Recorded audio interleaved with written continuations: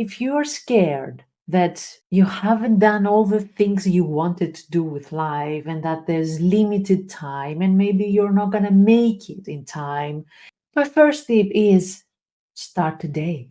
Has it happened to you that somebody asks you how old you are and then you just get immediately annoyed? "Ah, don't ask me that," because you're reminded with the fact that you're getting older and you don't like that. If it rings a bell, this is the video that we're going to talk about the fear of getting old or the fear of aging.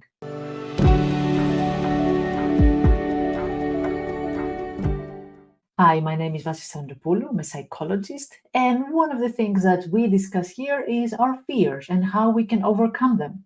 Hit subscribe, and I will be happy to have you in this kind and beautiful and compassionate community. The fear of aging is something that many of us have experienced. It's the sense of unease or even dread that we are getting older. When we realize that we're getting older, we're not young anymore, life slips through our fingers. But where is that fear coming from? Tell me your experience. Let me know in the comments.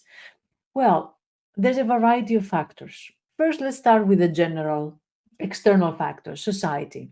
We live in a society, in a culture that glorifies beauty and youth and vitality. And we think that this is how we're supposed to remain. This is what's good. And anything else outside of it is not good.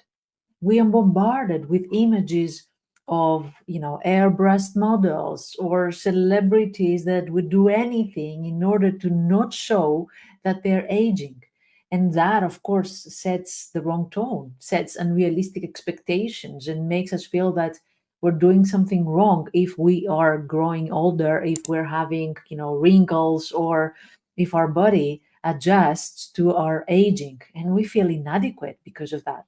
Also, there's the fear of unknown because we age and our bodies change, and maybe we are afraid that maybe our health might decline, and our roles in life may shift, especially if you have a family and then your kids leave the nest and you have to redefine your identity. You're not a parent, then what are you? So any change in our life is actually bringing us this very confrontational transition. We have to figure out we want to be next. And that can be scary. It's unfamiliar territory. Another reason can be we are reminded of our own mortality. We are afraid that one day we will not exist, and we don't even want to think about that. That's so scary. But another thing that also I hear very often is people being scared of getting older because they haven't done all the things that they wanted to do, and they think that there's no time passes so quickly and I will not have the time to do all the things that I want to do.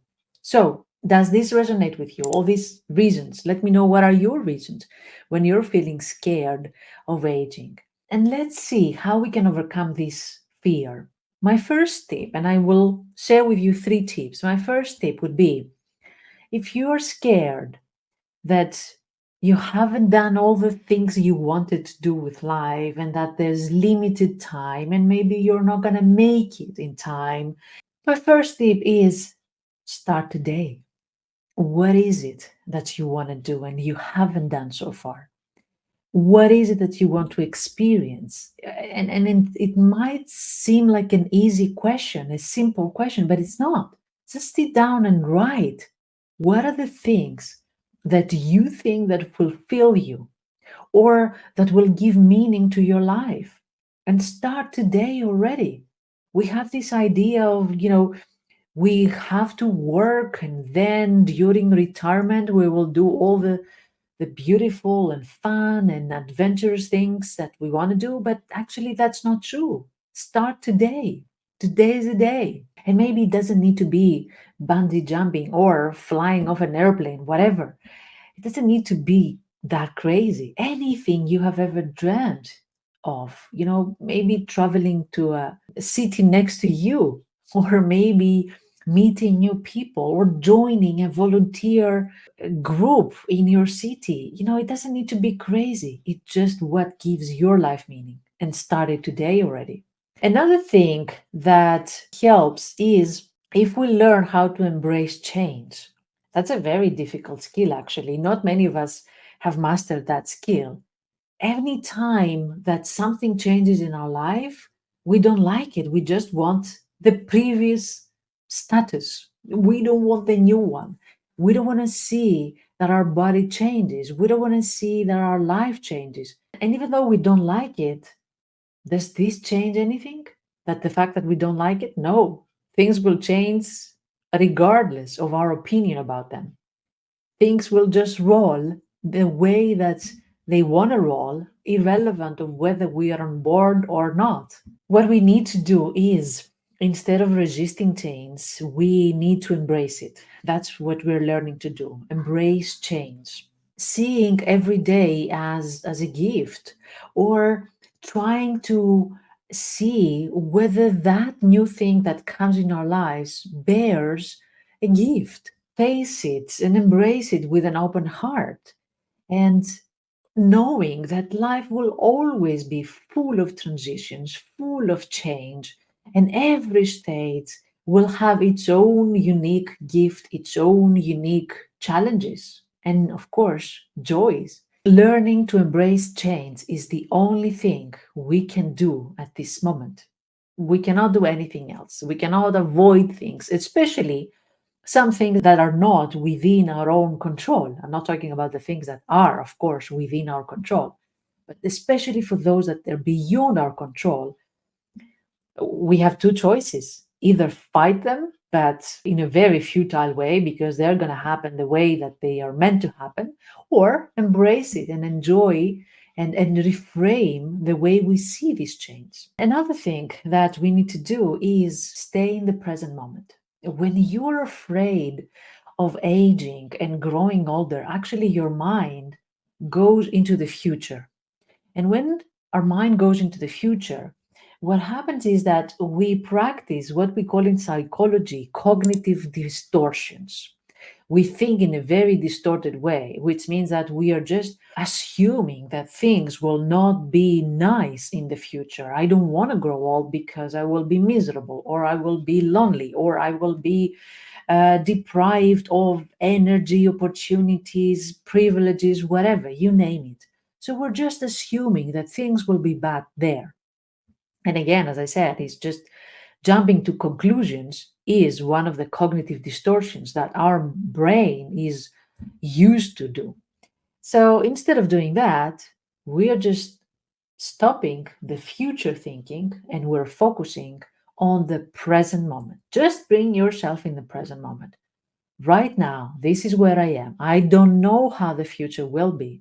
This is where I am now, and this is what I want to make the most of.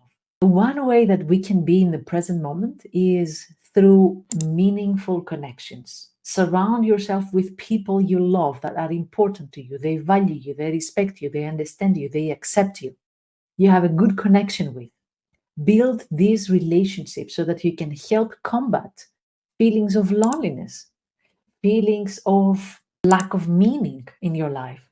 And of course, every time, you know that already, every time you are with people you enjoy their company, there's no future thinking. You're just so dissolved into the present moment. You're just embracing the present moment and you're making the most out of it. So stay present and stay connected. How does that sound? Would that help a little bit, especially during days that we are feeling dread or terror with just thinking of the fact that we're growing older? Does that help to bring us back into the present moment and embrace what it is now and making the most of what it is right now? Does that make us feel that when that moment comes, that we are older and we are old, that we will not regret the life that we have lived? Let me know your thoughts. I know that this is not only psychological, actually, questions, but also existential and philosophical questions. And I would love to hear your perspective on that. So, thank you very much for watching. Until next time, take good care of yourself. And if you want somebody to help you, support you through these, of course, existential fears, but also how to be present and how to connect with other people. If you want professional help, then you know where to find me and my team of psychologists that we can support you, we can help you, we can give you the tools to actually create the life you want and deserve. Thank you very much once again. Take good care of yourself.